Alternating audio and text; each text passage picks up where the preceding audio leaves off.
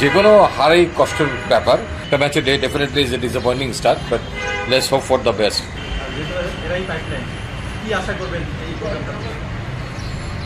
এটা তো একটা লার্নিং প্রসেস। ডেফিনেটলি এখান থেকেই তারা অনেক পরিশোধিত হয়ে ক্রমান্বয়ে উপরের দিকে উঠবেন। যারা প্রথম বছর এসছেন তারা এক বছরই হয়তো না, কারোর একাধিক বছর লাগতে পারে। সেক্ষেত্রে কোনো বিশেষ ছাড় হয়তো তখন আমাদের এইচপির সঙ্গে কথা বলে নিতে হবে। যদি কেউ সেভাবে মানে ইমিডিয়েটলি আরেকটার জায়গায় চলে যেতে না পারে, বাট সে যদি প্রতিশ্রুতিশীল হয়, প্রতিভাবান হয়, তার সঙ্গে যদি বয়স থাকে, তাহলে ডেফিনেটলি যেমন আমাদের ঋষাদ যেমন এখানে ছিল বেশ কয়েক বছর। সো এখানে অনেকেই 3 থেকে 4 বছর পর্যন্ত এক্সপিরিয়েন্স নিয়ে কেউ কেউ টাইগার্সে চলে গেছে, কেউ কেউ ন্যাশনাল টিমও চলে গেছে এখান থেকে সরাসরি এইচপি থেকে। তো আমাদের নজর থাকবে যে এই জায়গাটাতে আমাদের তো দুর্বলতা আছে। তারপরেও এখন দলের দুর্বলতা অনেক জায়গায়। ইয়ে must have observed the match কালকে।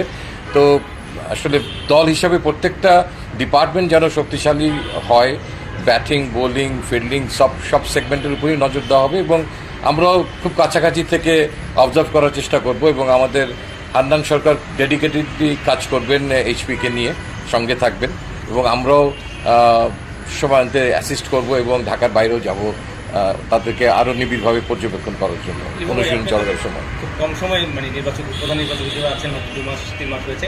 এই সময়ের মধ্যে গত রাতের ম্যাচে হারাটাই কি আসলে সবচেয়ে বড় সেটব্যাক আপনার জন্য, বা একটা মানে কষ্টের বিষয় কিনা? যে কোনো হারেই কষ্টের ব্যাপার।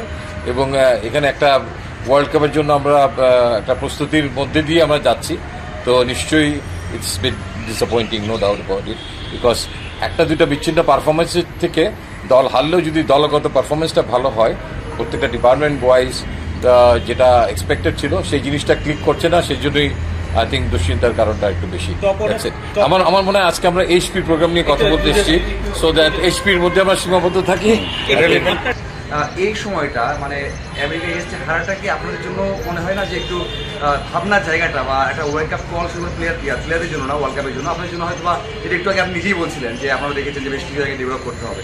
আপনার জন্য একটু ভালো হলো কিনা এই দিক থেকে, যে হ্যাঁ কিছু জায়গায় আরও কাজ করার আছে? এটা আগামীতে আমাদের খেলার মাধ্যমে অনেক কিছুর প্রশ্নের উত্তর বেড়ে আসবে। So let's wait. I mean একটা ম্যাচে definitely is a disappointing start, but let's hope for the best. আমরা রাইট জায়গায় যদি আমাদের ফর্মের পিকটা ফেরত পাই বা সে পিকে থাকতে পারি, I will be happy. But definitely এই সমস্ত জায়গার থেকে ভুলভ্রান্তিগুলো আমার অনেক খুব দ্রুত আমাদেরকে মেরামত করতে হবে। আমাদের হাতে খুব বেশি সময় নেই আসলে বিশ্বকাপের আগে। Thank you. আকরাম ভাইয়ের একটা পারফরমেন্সে আমেরিকাকে একবার হারিয়েছে, ওইখানে কি আপনারা ছিলেন?